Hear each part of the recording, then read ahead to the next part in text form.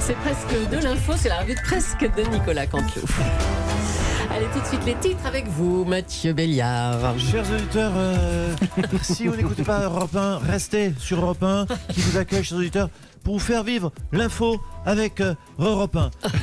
C'est le French Digital Day. Axel de Tarlet nous a expliqué qu'il fallait passer de Startup Nation à Ketchup Nation. Bref, j'ai rien compris, même si je suis né à Boston, vous l'avez compris, en anglais, j'en mets pas une dedans. Bref, les titres d'Europe 1, l'info du jour, c'est la flambée historique du prix du carburant, plus 14,6%. Voilà donc l'info du jour. C'est donc qu'on lance officiellement le compte à rebours avant le retour des Gilets jaunes. Et puis, bonne nouvelle, hier, les avocats et les avocates ont manifesté dans les rues de Paris. Il fallait voir ça, c'était la première fois que des Parisiennes en robe sifflaient plus qu'elles ne se faisaient siffler. Voilà, à vous Julie, bien sûr, restez sur Europe 1. Bien vu. Merci Mathieu. Emmanuel Macron s'adressait aux parlementaires hier. Bonjour Monsieur Macron. Oui, bonjour à toutes et à tous. On a beaucoup parlé de cette nouvelle application que vous possédez sur votre téléphone et qui mesure l'avancement des réformes en temps réel. Mais c'est fou cette appli, hein? C'est fou. Ah oui. Mais le monde bouge, ma chère Julie, cher Laurent Cabrol, cher Marion Calais. Il faut se mettre à la page. L'an 2000 arrive à grands pas.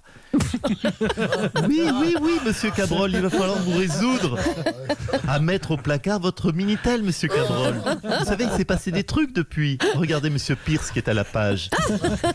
Oui, je vous l'ai dit hier à tous et toutes. Si vous ne changez pas, moi je vous change. Oula. C'est pas sympa hein, de jeter mon Minitel parce qu'en fait finalement il marche très bien. En plus ce matin je vais vous dire j'étais très honnête avec nos auditeurs, j'ai dit que je m'étais planté. Hein. Tout le monde ne le fait pas, j'ai annoncé des petites bruines alors que c'était des pluies torrentielles qui sont prises sur la tranche dans certaines régions. Voilà, mais moi je vous le dis, hein, chère Virginie, Amblin, moi droit dans les yeux je vous le dis, c'est pas une science exacte, la météo. C'est un petit peu comme le repassage de mon t-shirt. Hein, regardez, mon t-shirt vert ce matin. C'est pas une science exacte. C'est dégueulasse. C'est vraiment bien passé. C'est dégueulasse, pas d'attaque physique, pas d'attaque sur les vêtements. J'ai pas la coiffure non plus. Je parle pas du rasage. Bon. Ça peut être un peu approximatif certains matins. Merci Laurent. Non, prie, bon. avec plaisir. Allez, revenons à votre appli, Monsieur le Président. Comment ça marche? Expliquez-nous. Allez. Oui, merci de cette digression. Bah oui, désolé, hein, vous avez. Revenons à nos moutons. Côté, oui. Eh bien, très simplement, j'ouvre l'appli, là, devant vous. Oui. Regardez, je vois que Virginie Fulpin est tout à l'affût. J'ai plein d'infos sur mes ministres, comme le temps de travail de chacun et chacune. Par exemple, je clique là, vous voyez, je vois qu'hier... Alors, qu'est-ce que nous avons? Édouard Philippe n'a bossé que pendant 18h49 minutes et 27 secondes. Bon, finalement, une journée cool par rapport à celle de Monsieur Béliard. Muriel Pénicaud a bossé quoi? 20h25 minutes. Pas mal. Oui. Belloubet, compteur de Belloubet, 20h40, pas mal non plus. Blanquer, 17h58. Ça va, à la cool, Pépère Blanquer. Hein. Attendez, je lui ai envoyé un petit SMS à Blanquer en le traitant de feignasse. Ça va le rebooster. Et Castaner, alors? Alors, Castaner, il a bossé 20h54. Oula, mais c'est drôlement bien, hein? Oui, mais alors attendez, parce que c'est plus précis que ça. Parce que si on reclique ici, voyez ici, Julie, si on a le temps de réflexion réelle. Et finalement, il n'a réfléchi que pendant 2 minutes et 26 secondes. C'est plus faible. Disons que c'est pas foufou pour un ministre. Sinon, j'ai aussi Brigitte, voyez. Quoi? Vous espionnez votre femme? Mais attendez, puis c'est un minimum, il faut qu'elle bosse. Enfin, mais elle bosse. Elle a donné des cours de français à des décrocheurs. Oui, mais pas que hier, aujourd'hui aussi, vous savez. Oui, ben. Brigitte, tu donnes des cours à qui ce matin? Écoute chérie, ce matin j'ai Castaner, l'intellectuel provençal, tu sais. Eh bonjour la compagnie, bonjour monsieur le président, bonjour madame la première dame. Regardez, ma trousse est bien remplie, j'ai mes crayons de couleur avec tous les capuchons. Ah, il fait du coloriage, Castaner, hein, dis donc. Attendez, vous savez que, je parle doucement parce qu'il entend, il y a les décrocheurs, il y a les grands décrocheurs, Et puis en dessous, il y a Christophe Castaner. Ah bah dis donc. Ah bon, bravo, il sera content. Merci, Monsieur le Président. Je vous en Bonne journée. Nicolas Sarkozy a soutenu publiquement Patrick Balkany ce week-end. On l'a tous entendu. Non, mais quelle indignité. Quoi? Madame David Pujadas, je n'ai pas soutenu publiquement Patrick Balkany, j'ai soutenu qui? Bah, enfin. Ouvrez les yeux entre les lignes. J'ai soutenu, je l'ai dit, un ami d'enfance. C'est l'enfant qui parlait en moi. Mon copain d'enfance a un problème et vous me demandez quoi? De laisser tomber mon ami d'enfance, de laisser tomber un enfant? C'est ça que vous me demandez? Je vous pose la question. Non, je vous pose la question parce que si vous ne me la posez pas, je pourrais pas y répondre. C'est quand même le comble que je puisse pas répondre à une question qui ne m'a pas été posée. Je vous le dis comme je pense, c'est pour ça que je vous le dis, c'est pour ça que je le pense, c'est pour ça que je vous le dis comme je pensais. Et bonjour Fanny Agostini en passant. Voilà, c'est tout ce que j'avais à dire. Monsieur Sarkozy, vous avez déclaré: j'ai de la peine pour Patrick Balkany. Peut-être qu'on peut le laisser tranquille et peut-être qu'on peut faire preuve aussi d'un peu de pudeur. Voilà ce que vous avez dit. S'il vous plaît, faites preuve de pudeur.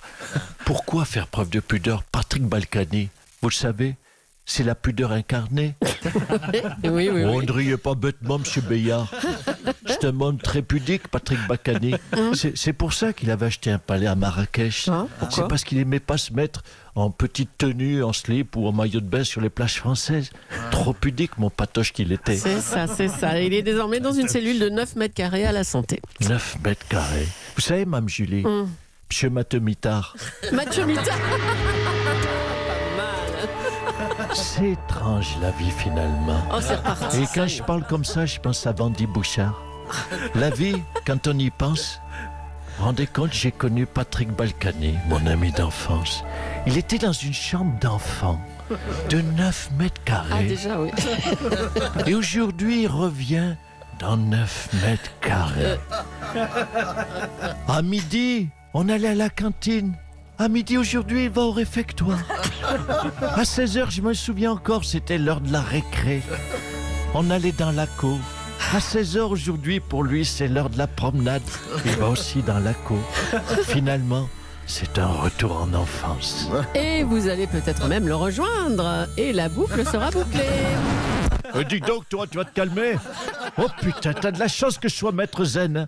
Sinon, je t'aurais casse-toi pofconisé. Oh, magnifique. Oui, c'est Vous une pouvez dame du le refaire, premier ça? groupe qui va être dans le dictionnaire dès l'année prochaine. On peut Je le te refaire, casse-toi ça? pofconise Casse-toi pofconisé. du premier groupe. Allez, merci à vous, Monsieur Sarkozy. Des nouvelles de Patrick Balkany, justement. Il est donc incarcéré dans une cellule de 9 mètres carrés à la prison de la Santé, à l'étage des vulnérables, ce qu'on appelait avant le quartier VIP. Et dans sa cellule, Patrick Balkany a un téléphone. Ah bah tiens, si on l'appelait, hein? On appelait Patrick Balkany. Mais Momo, attends, regarde, écoute-moi au moins. Écoute-moi. Tu me files un téléphone portable et je te donne 2 paquets de clopes. C'est un bon deal. Non, mais je sais que c'est passé, mais j'ai vu avec les frères Petulacci, ils peuvent avoir une cellule plus grande. Monsieur Balkany, on vous entend là. Ah, par contre, en échange, il leur faudra une PlayStation. Ah ben, bien sûr, je prendrai ma petite rétro-commission, bien sûr. Ben, Patrick Balkany, vous êtes sur Europe 1 là. Attends, il y a ces connards d'Europe 1 qui appellent. 2 secondes. Allô? Patrick Balkany, c'est Europe 1. Oui, on voulait juste savoir si c'était pas trop dur ces journées en prison, quoi. Dites-nous. Hein? Oui. Attendez, pardonnez-moi, parce que j'étais avec un ami, nous parlions la promenade. Oui, alors écoutez, oui, les journées en prison, c'est inhumain. C'est inhumain, vous savez. J'ai même pensé à m'évader. Je vais demander à des détenus, des camarades détenus, de creuser des tunnels. Ouais. Mais vous avez changé d'avis, hein? Non. Écoutez, j'ai fait comme d'habitude, j'ai fait un appel d'offres.